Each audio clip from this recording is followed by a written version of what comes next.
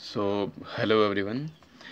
So, today we are going to see a topic of mechanics, which is central force, and we will prove aerial velocity is constant. तो सबसे पहले तो बात कर लेते हैं भाई सेंट्रल फोर्स होते क्या हैं। तो सेंट्रल फोर्स जो होते हैं ना वो ऐसे फोर्सेस होते हैं जिनमें आपका फोर्स या तो सेंटर की तरफ लग रहा है या तो सेंटर से अवे मतलब सेंटर से दूर जा रहा है। तो एग्जांपल हो गया जैसे हमारा ग्रेविटेशनल फोर्स वो सेंटर की तरफ लगता है। तो gravitational force is the biggest example of central forces. और अच्छा ऐसा नहीं है कि वो सर्कुलर मोशन में ही घूम रहा होगा तभी वो सेंटर की तरफ फोर्स लग रहा होगा। कुछ और भी एग्जांपल होते हैं जैसे हमारा हुक्स लॉ हो गया, that is also the example of central force, लेकिन उसमें सर्कुलर मोशन नहीं हो रहा है। सो उसकी जो फोर्स की वैल्यू होती है ना सेंट्रल फोर्स में, फोर्स की वैल्यू को हम लोग del minus del U by del R, U यहाँ पे पोटेंशियल एनर्जी होती है, तो minus del U by del R के टर्म्स में लिख सकते हैं।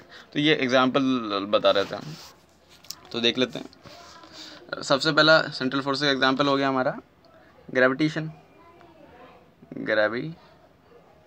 That is biggest example of central forces. तो इसकी वैल्यू हम F is equal to minus del U by del R के टर्म्स में लिख सकते हैं। ये सॉरी थोड़ा राइटिंग ख़राब हो गई, लेकिन बाकी समझाने के लिए minus del U by del R के टर्म्स में लिख सकते हैं। ठीक है भाई। अच्छा, Hooke's law is also the example of central force. तो हुक्स लॉ से बताना क्या होता है कि जैसे मान लो हमने एक स्प्रिंग ले ली, यहाँ पे एक ऐसा मास लगा दिया, तो इसकी मीन पोजीशन यहाँ पे x नॉट है, मान लेते हैं x नॉट है, और हमने इसको यहाँ पे इधर डिस्प्लेस कर दिया x तक।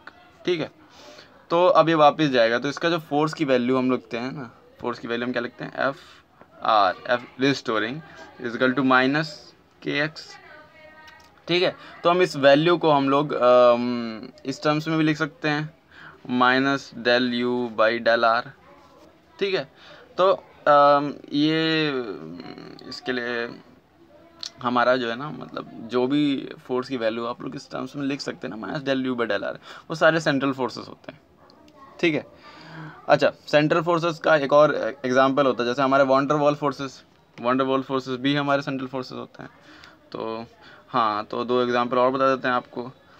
तो यहाँ पे तीसरा एग्जांपल है हमारा वांडर वॉल, जिसमें हमारा फोर्स जो होता है ना, सॉरी यहाँ पे डबल ए होगा, वांडर वॉल।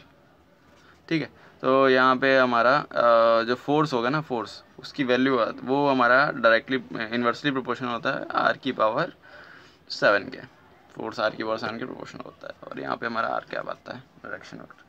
ठीक है, ये हमारा वन ओवर फोर्स। और एक एग्जांपल आपको बता देते हैं, ये भी काफ़ी देखा होगा आपने, वो होता है हमारा इलेक्ट्रोस्टैटिक, कूलम्स लॉ। तो इलेक्ट्रोस्टैटिक फोर्स, तो ये कूलम्स लॉ क्या होता है भाई, एफ इज इक्वल टू के Q1 Q2 upon are square, सुना होगा, या माइनस लगा देते हैं। हो सकता है अगर अट्रैक्टिंग या रिपल्सिव फोर्स है तो उसके हिसाब से हम लोग साइन एडजस्ट कर सकते हैं। तो ये तो याद ही होगा ना भाई, minus del U by del R के टर्म्स में इसको भी लिख सकते हैं हम लोग। तो ये भी हमारा सेंट्रल फोर्स है। ठीक है, ये होगा सेंट्रल फोर्स का डिस्कशन। हम लोगों ने प्रूव करने वाले थे कि एरियल वेलोसिटी कांस्टेंट होती है। तो चलो हम तुम्हें एक चीज़ और ध्यान में रखने वाली है यहाँ पे, जो पता होनी चाहिए कि हमारी एंगुलर मोमेंटम क्या होता है। तो एंगुलर मोमेंटम क्या होता है भाई, एंगुलर मोमेंटम को लिखते हैं जे से लिखते हैं।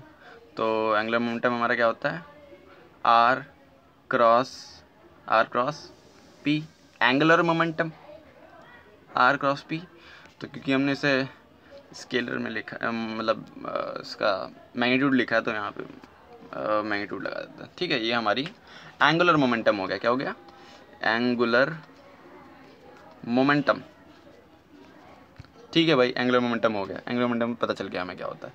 अच्छा, अब हम लोग डिस्कस कर लेते हैं कि एरियल वेलोसिटी क्या होता है। अच्छा, एंगुलर मोमेंटम से रिलेटेड एक और होता है कि हमारा थीटा डॉट जो होता है ना, यानी कि थीटा डॉट क्या होता है, D theta by D T, इसकी वैल्यू होती है हमारा J upon M R square, ये याद रखना, ये हमारे अभी काम आने वाला है। तो थीटा डॉट की वैल्यू होती है हमारी J upon M R square. ठीक है भाई, अब एरियल वेलोसिटी के बारे में देख लेते हैं। तो एरियल वेलोसिटी प्रूव करने से पहले एक डायग्राम बनाते हैं, एक डायग्राम बना देते हैं हम लोग। तो ये भाई डायग्राम बना लिया हमने। अच्छा, अब देख लेते हैं कि भाई ट्रायंगल का एरिया तो पता ही होगा भाई, ट्रायंगल का एरिया क्या होता है, हाफ बेस इनटू हाइट। ठीक है, तो हम लोग उस ट्रायंगल के एरिया को यहाँ पे, तो ये हमारा आर हो गया। ठीक है, ये हमारा आर थीटा हो गया, तो बेस ये हो गया, हाइट ये हो गई। तो हमें भाई एरिया तो निकल आएगा ना, तो एरिया तो हम ए से लिखते हैं। तो ए हो गया हमारा, ए हमारा हो गया, क्या हो गया, half R dot R dot, ये डॉट प्रोडक्ट वाला डॉट नहीं है, ये हमारा मल्टीप्लाई के लिए लगा है, आर डी थीटा, ये हमारा एरिया हो गया। ठीक है, ये जो है ये हमारा एरिया हो गया। तो एरिया आ गया हमारा। अब हमें क्या निकालना है, एरिया चेंज जो हो रहा है टाइम के रिस्पेक्ट में, तो D A by D T. ठीक है भाई, तो D A by D T, D A by D T क्या होगा, तो हमें सिंपली क्या करना है, एरिया को टाइम से डिवाइड कर देना है। ठीक है, तो 1/2 आर स्क्वायर, तो वहाँ पे डी थीटा दिख रहा होगा, तो ये तो हमारा आर स्क्वायर हो गया, एक डी थीटा था, तो D theta by D T हो जाएगा कि नहीं, सिंपल। तो हम इसको ऐसे लिख सकते हैं 1/2 आर स्क्वायर थीटा डॉट। अब थीटा डॉट की वैल्यू तो हमने पीछे दिखाई रखी थी। ठीक है, थीटा डॉट की वैल्यू हमने पीछे दिखा रखी थी, तो थीटा डॉट की वैल्यू क्या थी, अभी देखते हैं हम लोग, 1/2 आर स्क्वायर थीटा डॉट। तो ये जो है हमारा बन जाएगा 1/2